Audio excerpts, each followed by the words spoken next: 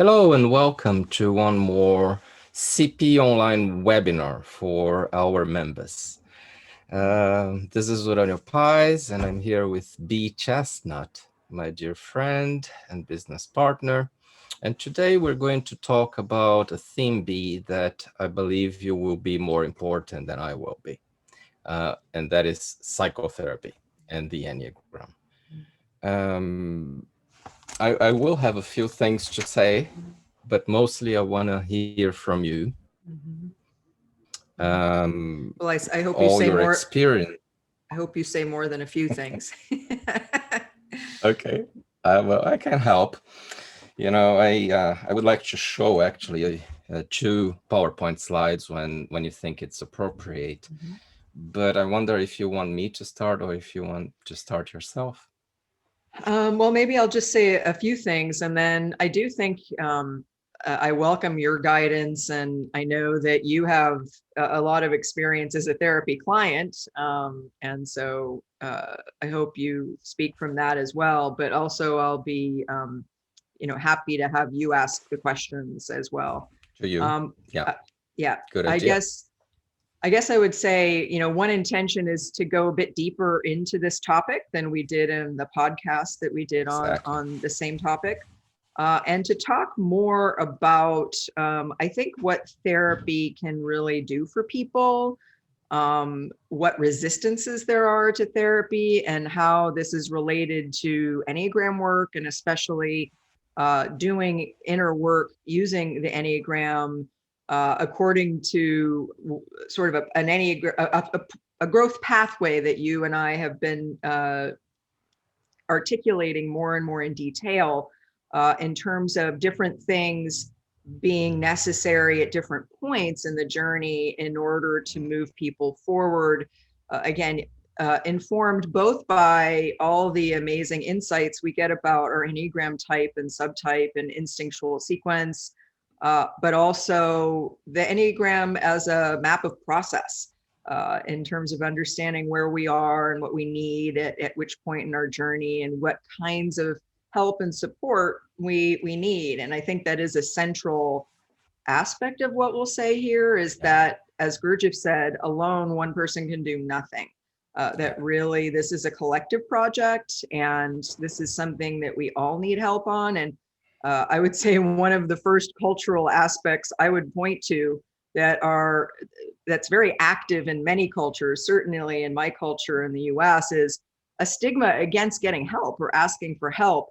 And certainly there are type specific patterns related to this, but I think there are also cultural patterns, like you're weak if you need help, you have a big problem if you go to therapy, you're somehow not able to do it yourself. And I think that's one of the things I think that's underlying this whole discussion, is that a real path of effective inner growth necessarily entails getting help, in different kinds of help, different modes of help. But today we'll talk about psychotherapy and the role of psychotherapy in helping us all on this journey. Right.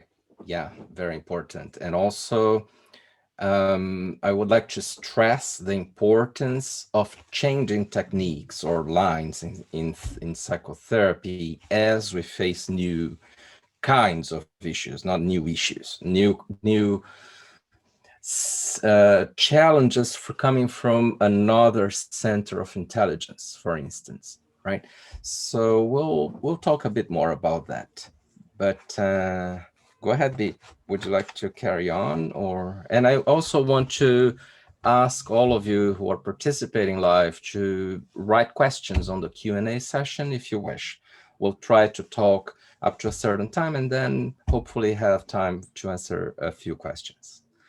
Would you like to go on, or should I show the things that I told you I was going to show? Sure, you can show your slides. Okay. I think that might be a good way to frame it. Although, please don't take these slides as the ultimate answer, because when Uranio and I were discussing them, there's a couple things that are problematic about it. Yeah, and probably because this comes from Ken Wilber's work from 1979. So it's quite old, but I really want to show this graphic. I ask you to not pay attention to just each detail, but more the logics or the rationale behind this. I don't think he did a graphic exactly like this later on his more recent work. So I chose to show this one because I think it talks about a few very interesting things. Ken Wilber is always fantastic. So if you see these horizontal platforms here, these are levels for him, but not what he was not calling these awareness levels. He was calling this something like where the person was setting the limit to whatever they were defining as self. So people who define themselves by the persona level would be around here, right? And then the ego level, then as an organism, then a unity of consciousness in a spiritual experience. This would be, going down is going up in levels of awareness, therefore. But, and this diagonal line means internal and external. On the left-hand side, internal, right-hand side, external. So the limit of what I think I am, I call myself, is up to here on these levels. And as you can see, the limit is pushed beyond and beyond and beyond as we raise our awareness. But instead of just talking about this, I'll go straight to the point. He mapped out what was in his view, and again, B and I not necessarily agree with some of his takes, the right therapies for each level that he's talking about here. And I drew a correspondence of this with our levels of awareness, with point three, the shock point being here. If you still don't know our model of levels of awareness, there are webinars that we did to introduce it, and well, more will come this year in a few months, right, B? But up here, when the person is really not aware, what he says is simple counseling or supportive therapy. There is not much hope for more than that. When the person gets to what is level two and starts working a bit more on the ego level and a little bit like you need to push the limits also to the body level, then you could have other forms of therapy. And here are some of them. Then when the person goes on and sees herself as a whole organism, which would be a little bit like all three centers of intelligence, but still separated from the environment, these would be some other forms of therapy. Then in here, the division between internal and external becomes not as obvious. So this is why it's a dotted line. And then these forms of therapy, according to him, could bring us to something more transpersonal. These are the transpersonal bands, which could be from point three, shock point, on CP's model, and then CP level four. And then for level five, there's no therapy per se that would help. It would be more like Vedanta, Buddhism, Taoism, Sufism, esoteric Islam, or esoteric Christianity, or mystical Christianity, or Kabbalah and Judaism, esoteric Judaism. So I just thought that the rationale, even if we don't agree with some of his takes, is really useful. Like there are therapies that are better for each level. Now, in general, and then B, I ask you to talk about this much more in specifics, we also say that we need to do body work, and as he said, support therapy or simple counseling up here on the level 1, and it's not types, it's levels. And then we need to do a lot of emotional-based psychotherapy because we're opening up the heart center, regardless of our type, adding up body-based psychotherapy that uses the body to point out two emotions, right? And then a mental-based psychotherapy when we are working not only on our passion, but on our fixation, which is mental. So like CBT or other forms of therapy. And then start with more transpersonal forms of psychotherapy from point 3 and going on to point 4, level 4, but then also doing things that touch a collective dimension here and shadows.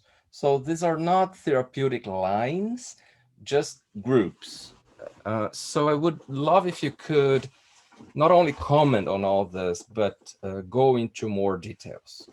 Oh, if you could go back to the slide I'll say the one thing that I don't really agree with that I just would say is different here. The one thing that I would say on this slide, I mean, I like the way it lays out kind of what's possible at different levels, but I think on the left-hand side, that list of forms of therapy, psychoanalysis, psychodrama, ego psychology, Rogerian, I think those things aren't necessarily in the right order.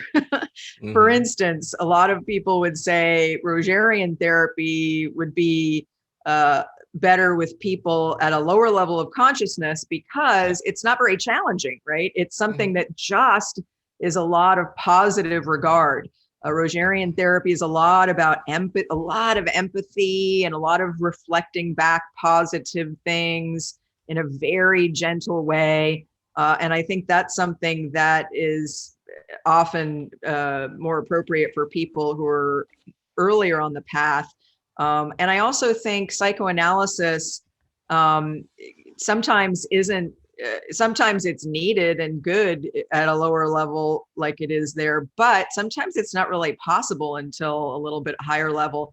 So I guess I would put psychoanalysis an arrow down from that to, to go to all the way up actually to, even including Jungian, especially if that's really done well and done, some psychoanalysis is done with a Jungian bent. I would put that, I think psychoanalysis is a powerful mode because of the theory behind it. It's especially, the way I was trained that way, not in terms of Freudian psychoanalysis, but post-Freudian, which is informed a lot by object relations, which is informed a lot by the idea that the way we relate to other people, the way we relate to the world is in large measure informed by the template of our early relationships. So I would say that. So I would mix up I think that group, I wouldn't necessarily put it in that hierarchical arrangement the way it looks like it is there. And I love your comments. I agree actually about what you said about psychoanalysis. He argues on the book that psychoanalysis aims to bring the person from the persona level to the ego level and have a more total experience of the mind and so on. But I think that's a bit theoretical and not in practice, as you said, it's not that easy. But yeah, so what would you say are good therapies for all these levels and different needs that people have, Bea? I would agree that at level 1, there's only a certain amount that maybe is possible, and that the goal may be bringing someone from level 1 to level 2. So yes, therapy that emphasizes support, that is not too challenging of the ego, that helps people in the beginning stages of being able to take in feedback, in the beginning stages of being able to understand emotions and where they come from, and what emotions are saying, what the information they bring, what pain, what the meaning is behind certain kinds of pain. These can be helpful, especially in bringing someone to level 2. At level 2, I would say, yes, emotion-based therapy, I think, is really important. As Gurdjieff said, the heart, the emotions are kind of in the center of things.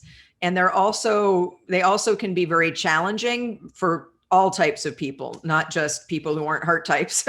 Can be very challenging for heart-based people too, because so often we don't really understand why we feel the way we do.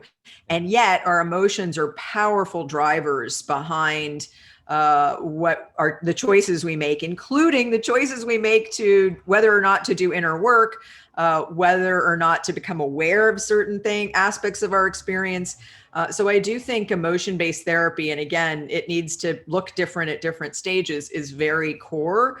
I would say that right after that, I think body-based, mental-based, emotional-based, I think ideally they come together. Like the best forms of therapy or someone where someone can help the person get more into their body, can help examine beliefs as well as emotional patterns. But certainly different forms of therapy specialize in focusing on the emotions, the body, and the mental beliefs. I do think here's where I'll start giving my opinion. I do think that in the US and maybe some other cultures, there's a lot of focus on cognitive behavioral therapy as being evidence-based or somehow better because it's more effective, or it's been shown in studies to yield results. And I think that's a big bias of the culture that is all about a little bit more tends toward the medical model or needing evidence for things. And relying more on the concrete than the unseen or the invisible. And certainly emotions can be less visible than evidence in a study. But studies can be manipulated. Studies are faulty. When I was in school, when I was in graduate school, I had a whole course on problems with studies. So that the main thing there is, I think sometimes when Western psychotherapy focuses too much on the mental, I think it's because individual psychotherapists, and maybe especially those adhering to the medical model, those adhering to unconsciously fearing emotions or not really knowing how to deal with emotions. I think it's not knowing how to deal with true vulnerability. And here I'm talking about mainly psychotherapists and psychiatrists and doctors themselves. There's this bias toward cognitive behavioral, which in some cases, certainly not all cases, some cases tends toward just cognitive. And it's almost as if we don't really want to deal with the emotions because they're too messy. We're just going to sort out the head and be rational about this so everything can be under control. So again, that's a strain of cultural reality that I see, especially in my own culture. And so I think the best therapists know how to work with the emotions and the body and the mental beliefs and aren't biased in one direction or another. That said, there are also amazing body-based therapies like Gestalt in and of itself is focused more on the body and more on awareness of the body and awareness of moment-to-moment awareness as the agent of change. I think Gestalt is an excellent and really important kind of therapy that's very body-based. And of course, there are a lot of body-based therapies now that are central in healing trauma, which I think are very important and have been on the rise in recent years, and I think that's a great development. So Peter Levine's somatic experiencing, the work of Bessel van der Kolk, and all the ways that he talks about how trauma should be healed as being very body-based, because of course we hold trauma, we hold the past experience, we hold emotions in our body.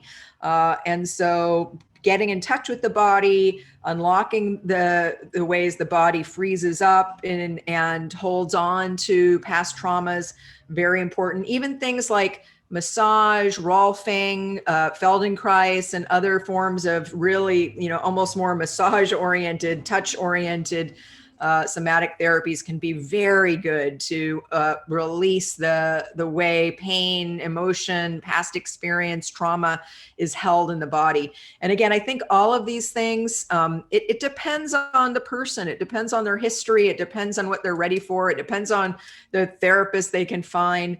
But all of these things, I think, are rightly grouped at level 2, but I think they can also, especially if you have a really good therapist who has themselves done a lot of work and themselves is transpersonally oriented, I think those can also rise up through point 3 and up to level 4 when they're done really well by someone who has a sort of expansive orientation. Also some personal transpersonal experiences in this Yes. case. Yeah. But I agree with you that the ideal is someone who does all of those 3 on level 2 and knows what the person needs at each point. But there are some limitations, like in the US, psychotherapists cannot touch the patient. So there's not this possibility of doing much body-based psychotherapy and other kinds of limits.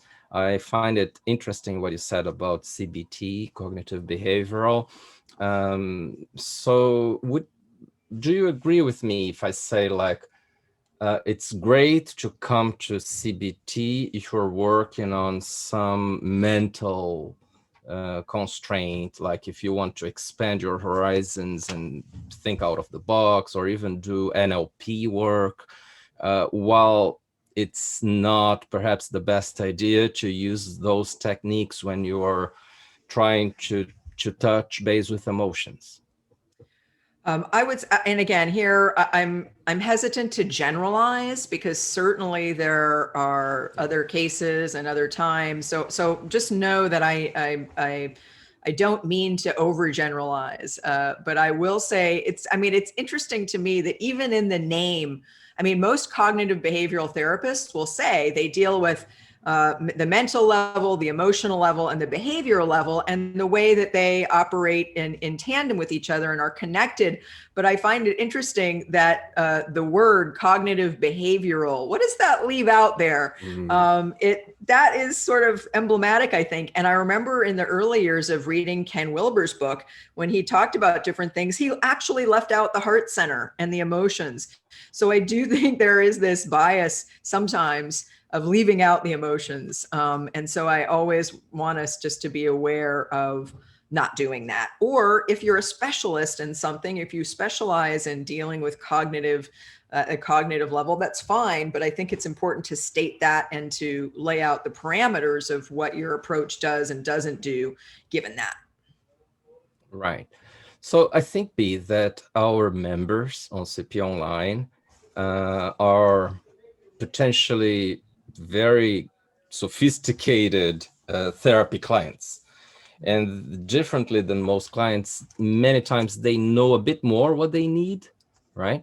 So if we have a member here who believes that there is a need to do more emotional work, what would you suggest that the person sees on the practitioner? Beyond the line of therapy, what do you think are good signs that the emotional work will be done in a good way? I think, and I hope we'll talk about sort of what the benefits of therapy are and what therapy really does for us. And here mainly talking about psychotherapy. But I do think that a lot of times you don't really know whether it's the right fit with the therapist until you meet with them. I always advise people to, if they can, shop around, to try a couple, 2, 3 different people to see how it feels. And I think in terms of dealing with emotions, it's important to know, does the person show a willingness to ask about how you're feeling, to keep the focus on emotions, to be interested and inviting when it comes to sharing emotions and exploring emotions?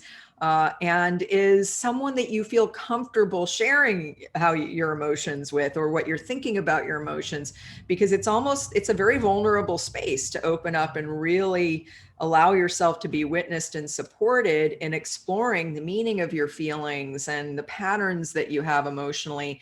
And so I think that it's important to be with someone that you feel comfortable with, someone that you sense, and sometimes we just know this very quickly in a gut sense, of someone who's comfortable in emotional territory, discussing painful things, discussing a range of emotions, that doesn't shy away from opening up a really accepting, empathetic space through which to really talk about all the emotions and what needs to be talked about. So it's really uh, looking at the individual and trying out, having an experience. And so there is a need to remain a little bit critical then. Yeah, at the beginning. Yeah. And I think especially if someone advertises themselves as cognitive behavioral, just know that could mean that there's not as much comfort focusing on emotions. That could be, again, I don't want to generalize, but in my experience, there's some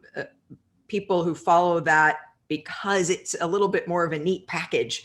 And it's more appealing to certain aspects of the sort of Western medical establishment. Should I stop sharing the screen and we carry on? Oh. Yeah, let's do. Yeah. Okay, so what else would you like to say about other forms of therapy? Well, I think I want to talk about basic psychotherapy, right? Because I think that you and I talk about that a lot, because, we believe that when you're serious about doing inner work, that means something. It means a certain level of self-examination, and psychotherapy. A lot of people, we've been getting feedback from people, more questions from people saying, well, sometimes it's hard to find a therapist. Sometimes in rural areas, there may not be that many therapists, or that many good therapists, or different parts of the country, or insurance plans. Sometimes there's, there aren't very many therapists on your insurance plan, or it's hard to get one through your insurance plan, but it's not possible financially unless you use your insurance plan. So I just want to say, and again, this is me just expressing my opinion, but I think it needs to be said because I think it's behind this discussion, and that is the cultural aspects of where we are at this moment in time when it comes to the acceptance of therapy and the meaning of therapy and the benefits of therapy. I think we're still in some ways in the dark ages when it comes to mental illness in this country. And again, I'm mostly speaking of my own cultural, just because I don't know as much, although certainly Uranio and I have traveled to places around the world where therapy is really just not an option at all. It's just not part of the culture to have therapy. And sometimes I think there's even a sense that it's therapy is only available to the privileged few. And I think sometimes, unfortunately, that's true. But I think it's really important to recognize that there's a way that our culture doesn't value mental health and emotional health. It doesn't see it as what it is and what it requires, as much as it does the sort of medical model. If you break your arm, you go to the doctor, otherwise, once a year visit. But even that once a year visit is a way of acknowledging that we all need a checkup. We all need to check in and see how are we doing and what do we need. And certainly when we're sick, we need something. And all of us, as a product of growing up in an unconscious world, have old hurts and issues that are just part of being human and part of having a human ego. And a big part of what happens in therapy is analyzing what we call resistance, right? And when I went to school, that was a lot of what they trained us is you can't just sort of push up against somebody's ego, especially early on in a process. At a certain point, when you've, sort of have money in the bank with that person, you've earned their trust. You can, as a therapist, push a little bit more on people. But in the beginning, you need to be very supportive, very warm and welcoming. But one of the things you need to start doing is pointing out the activity of the ego. right? And one of the things in way therapists, a good therapist can do for someone is help aid your self-observation, right? Because one of the things the Enneagram tells us is we have blind spots and we don't see what we don't see. And our friends and partners can help point that out, and that's great, and that they should. However, what a therapist brings is someone who you are essentially paying to be neutral.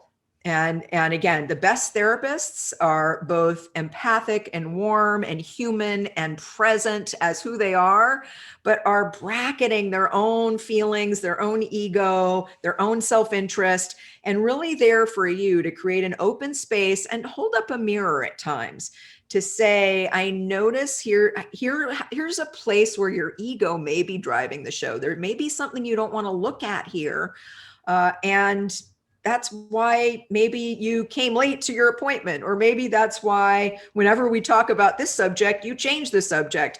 One of the things that a good therapist does is they aid your self-observation. They reflect back. I remember one of my therapy clients who taught me the most about being a good therapist. She once said to me, the thing that helps me the most is when you feed me back to me, when you reflect back to me what I'm essentially saying, but with added insight, with something that I couldn't have thought of by myself, that you're observing in me, that helps me know myself better and takes my understanding of myself to a deeper level. And that is just a huge gift. And it helps people move forward into the difficult territory of learning and understanding more and more. It's basically, the whole point of therapy, and this is psychoanalytic therapy, but many therapies, is making what's unconscious conscious. This is the whole point, right? And so one of the things we're doing on our inner growth path is gradually going from a lower level of consciousness to a higher level of consciousness. And principally that is more consciousness about what's going on in me and what I tend to avoid and what I tend to do too much of, and the patterns that I get caught up in out of habit and out of defense, needing to protect my ego, that just keep me stuck at a low level of consciousness, and maybe keep me stuck in different ways in my life, of like maybe not having a satisfying job or meaningful profession or work to do, not having the right relationships, or not being able to be happier, more satisfied, more fulfilled. And again, especially not being able to get to the point where I can start to really have more spiritual experience, because as we teach when we teach our levels, a big part of being able to have true spiritual experience, and especially getting to a higher level of consciousness kind of spiritual experience, is being able to get the ego out of the way, being able to do the psychological work where the unconscious ego is not running the show. And one of the hallmarks of level 2 on our levels of awareness is going from a level where you're mostly unconscious and not able to, through force of will, be more of a neutral inner witness and create change in your life in positive ways, where you're just kind of operating on instincts. The ego is driving the show. You can't really do anything about it. That's level 1. And you rationalize it, or you make the best of it, or you don't even notice anything's wrong at level 1. To level 2, where you're able to shift through a force of will, through being willing to really look at yourself, to being able to make more conscious choices that move you forward in your path. Again, it's all about level of consciousness. Now, I remember when I was in school studying, I was taking my Gestalt class, and we had a really amazing teacher. And someone asked her, what's the difference between psychoanalysis and Gestalt when it comes to change, and what the agent of change is? And she said, the difference is, in psychoanalysis, the agent of change is the transference. Now, what does that mean? It means that what happens is we become more aware of ourselves. We make more unconscious material conscious, in large measure through the relationship with the therapist, right? So it's a kind of relational psychotherapy. And the idea is that what happens in the outside world for you, and in all your relationships you ever have, will show up in the room with the therapist, right? So the thing you do with your mother and your father and your partner and your brother, you'll do it with me. If I'm your therapist, you'll start doing it with me. And so there it will be right there in the middle of the room, and we can point to it, we can work with it, we can improve it through noticing how your patterns show up with me. So the transference is how you feel about your therapist, for good or worse. Often it's the way you act out the template of your early relationships with your therapist. And as you do that, you get to heal it, because hopefully your therapist, because they're neutral, because they're not self-interested, they can help you see how those relational patterns are acting out in a more conscious way so that you can shift them. Right. So, I wonder if you're experiencing me like you experienced your mother, right? Like you imagine I'm criticizing you when I don't think what I said was critical, right? This is the kind of way that we become more conscious in therapy. With Gestalt, she said it's more awareness is the agent of change. Now, when I heard that, I thought about that a lot. And again, body awareness, moment to moment awareness. What am I aware of now? What's going on in my body now? That being a big agent of change, about being able to bring unconscious things to consciousness. The only thing I would say is I believe that in psychoanalysis, it's both. It's the transference and it's awareness, because we're always trying to bring more things into awareness. Did you notice this about what you just said? Did you notice, how are you feeling now? What insights can you have about the emotions that talking about this topic brings up for you? All of these things are ways of helping people be more and more and more and more conscious of things they're doing. And by the way, our ego, in part of what it does unconsciously is keep us from making the conscious, because it's uncomfortable. Recognizing some of what we keep unconscious, which is why it's unconscious in the first place, is our ego doesn't want to look at it. Our ego wants to survive. Our ego wants to stay in charge, and our ego wants to protect our self-image. In other words, anything that feels painful or hard or embarrassing, we don't want to look at, right? And so a good therapist gently, with compassion, tries to point to things that you don't want to look at, potential blind spots, things that are hard, resistances to the treatment, resistances to the relationship, resistances to being more aware of things. And by pointing to the resistance, now we can talk about it. And again, sometimes it needs to be very gentle and very gradual. Other times it can be like, you know what, we've been talking about this pattern for a long time, and I wonder if, I can push you a little bit about this. And I wonder if you just kind of need to confront your ego and let this go.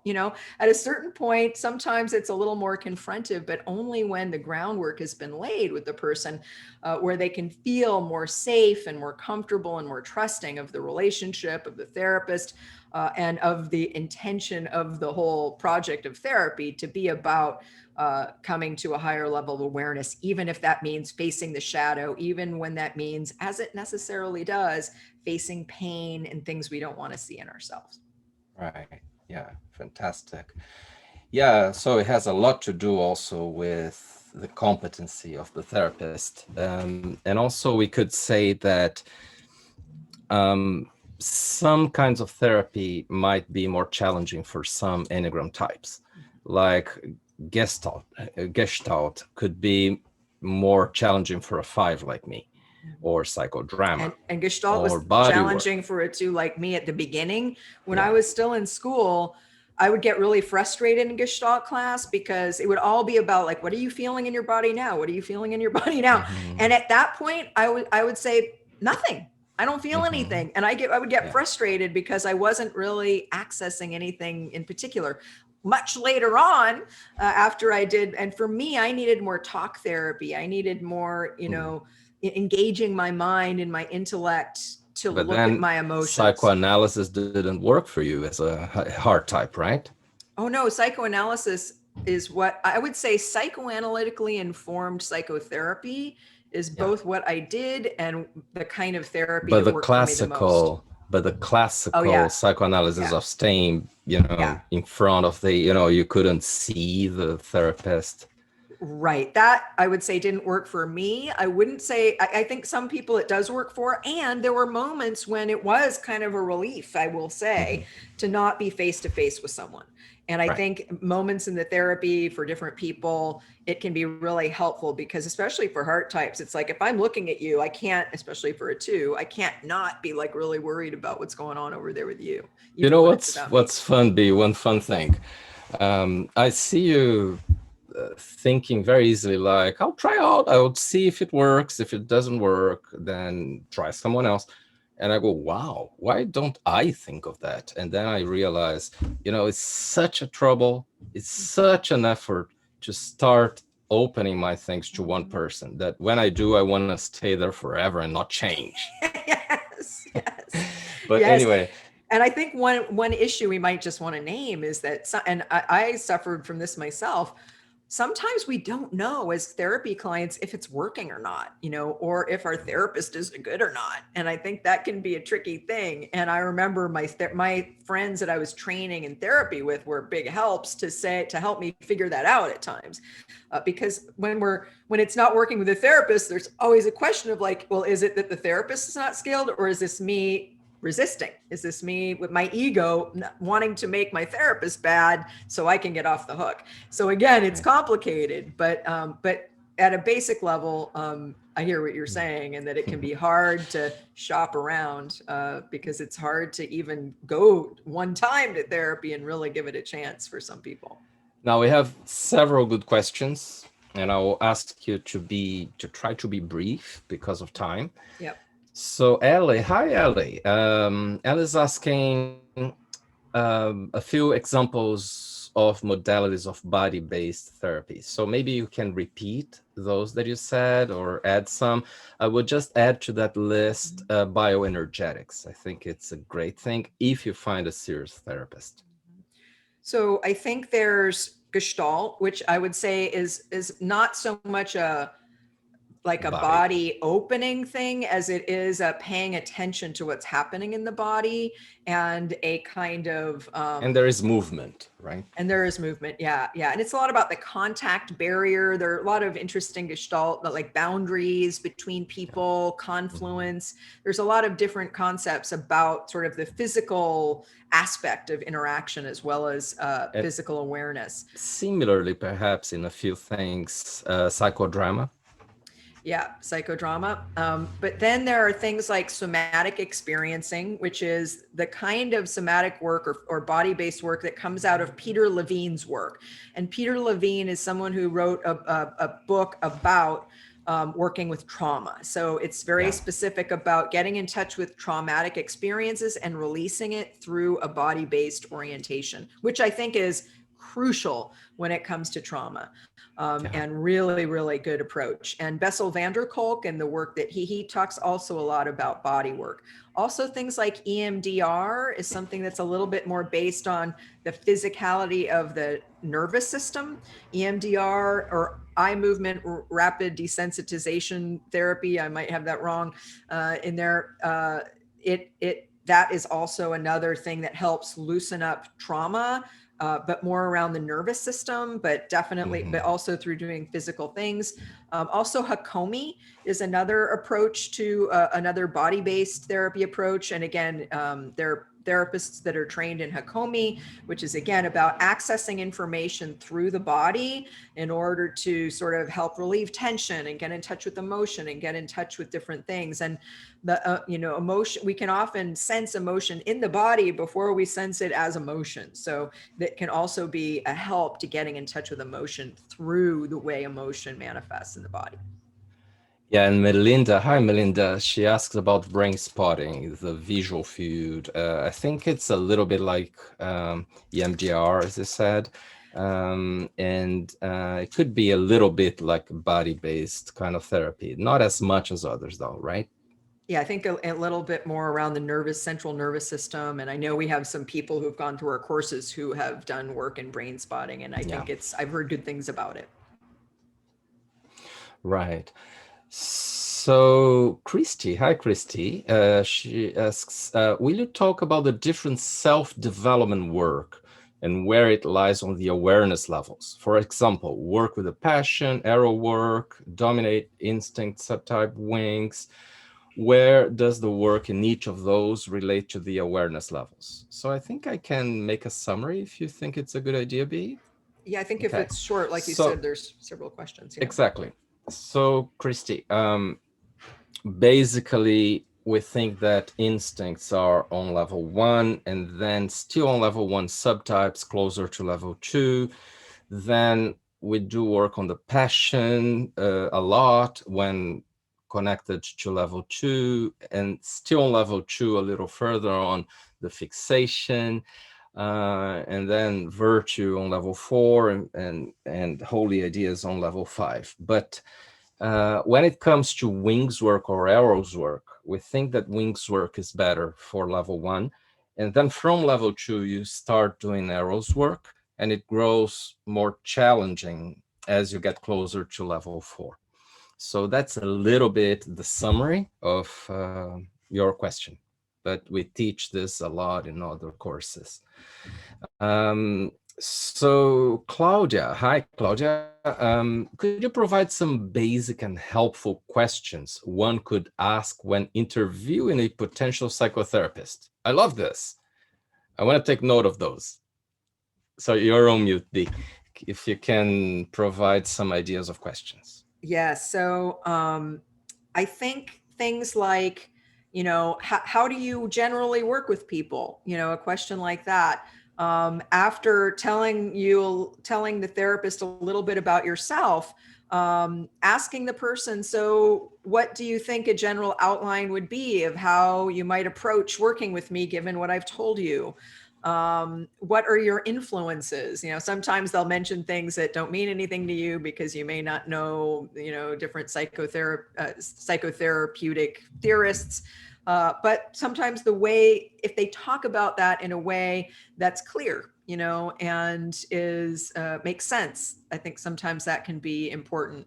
I think asking a question of like, why did you come to this work, or what do you find meaningful in this work, can sometimes help the person, give you a little bit of a flavor of how, their own dedication, their own motivation. Now, again, depending on the therapist, they may not share that much with you because many therapists, I think rightly so, don't want to say too much about themselves. I think sometimes if a therapist is saying too much about themselves, especially after the first session or two, that's often a danger sign. I've heard actually horror stories about like therapists who went on and on about themselves or related to something and really told their own story at too much a level of depth. So being careful that the person may not want to disclose too much, and I think about themselves, and I think that's okay. But I think you want to get a sense that they care, that they are invested, that they are listening, and just ask again how the general approach they take, and see if it makes sense to you. Yeah. So Tisha, hi Tisha, she asks about internal family systems, IFS, when it's useful on the levels of awareness in your view. Yeah, Dick Schwartz is the developer of internal family systems therapy, and I think that's also been something that's been increasingly used with trauma and healing. And I think I've heard very good things about this approach. I'm not trained in it, but it's a lot about parts. And psychosynthesis is also an approach that's about parts. And what always reminds me of is Gurdjieff said that there are many I's inside of us, like the letter I, as in I am this and I am that. There are many different parts of ourselves inside ourselves, and part of doing inner work is sort of coalescing all these different parts of ourselves into a more coherent sense of self. So I think internal family systems is a good thing because it'll, for instance, get you to highlight the different aspects of yourself or different parts, like the protector in you or the child, the inner child, or different parts. And I think that can often be a really good thing to understand yourself at a deeper level. One more question. Margaret, hi Margaret. Can you discuss certain therapy practices or self-examination practices that are beneficial for the different types of or instincts, each type or each dominant instinct?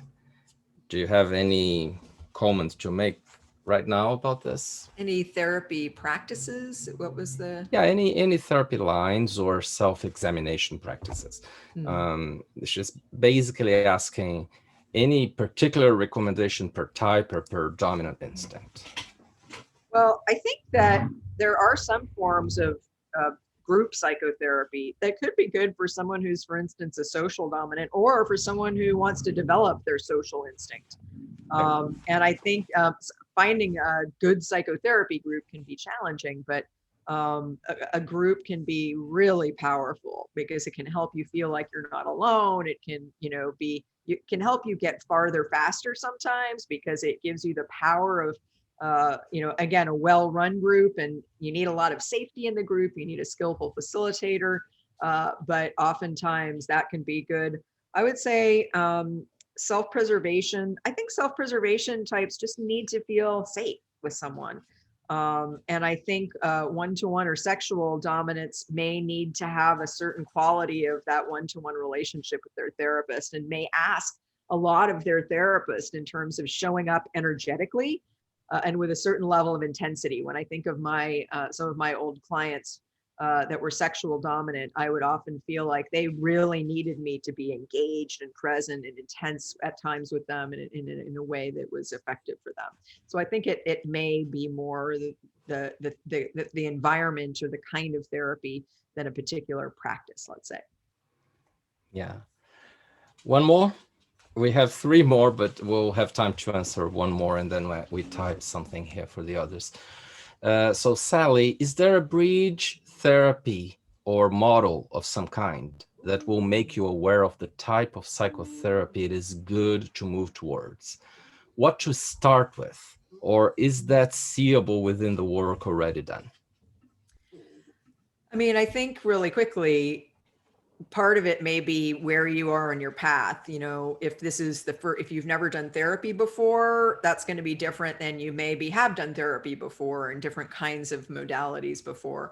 I think basically if you're newer to it, you need to allow yourself to have something that's kind of gentle and more on the supportive side. Yeah. Okay, I said one, but I'll say another one. Yeah. So Melinda again, are there specific kinds of internal work that you would recommend specifically to those of us who want to be effective and ethical clinicians, therapists? I just think doing your own inner work at the greatest depth possible. I think not seeing it as something that you get to take a vacation from. I mean, it's both a good thing and a bad thing. I think that therapists, I mean, I see it as a requirement. Like if you're a therapist, you need to be doing your own inner work at a high level. Now, on the good part is that benefits you in your whole life, not just you as a therapist. So I would just say, as if you're a therapist, you need to be on a path and you need to be constantly deepening the work that you're doing, and in a way that's never ending, because the more you see in yourself, the more effective you'll be in helping others see themselves. Plant medicine? Any Plant comment? medicine. Yeah. So with ayahuasca and mushrooms and different things like that, I think there's a lot of research now showing that those can be very effective therapeutic tools. And I absolutely agree that they can. I do think sometimes what they do, though, is they give us a window into how things could be if we do more of the brick by brick, step by step work. And certainly they can be mind opening. They can be healing, and that you can get a lot out of one experience. So it can be efficient, but not by itself. And you need a lot of integration work with it. What did it mean? How am I taking this in? What sense am I making of it? And not as the only thing, because it will be a bypass if you're, say, just doing plant medicine, but you don't do any other, say, more integrative work. And certainly some practitioners now who are using plant medicines in their work make integration work part of it, which is old-fashioned talk therapy that they do along with it, which I think is really important. B, thanks for sharing your wisdom. Guys, we had a great group, great questions. By the way, how do you spell Hakomi? You know? Yeah, Hakomi. Okay. Wonderful, B. Thank you guys. Thank you, Keep tuned everyone. into Thank CP you, Online for very interesting webinars coming up. Yeah. Bye. Bye.